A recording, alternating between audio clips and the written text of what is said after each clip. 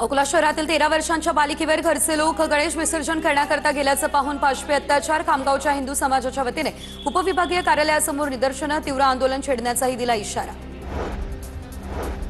कोल्हापूरच्या इचलकरंजीमध्ये रेकॉर्डवरील गुन्हेगारांची दहशत, दुचाकी रिक्षासह यंत्रमाग कारखान्यातही तोडफोड, तर गावभाग पोलीस ठाण्याच्या जवळची ही घटना।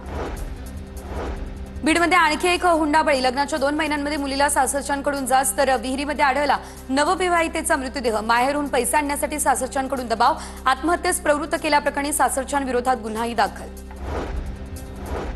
पावसानं विश्रांती घेतल्यानंतर गोदावरीच्या पाणी पातळीमध्ये घट, तर रामकुंड परिसरातील परिस्थिती हळूहळू पूर्वपदावर। दुतोंड्या मारुतीच्या तळापर्यंत पाणी, भाविकांसह पर्यटकांची रामकुंड परिसरात गर्दी।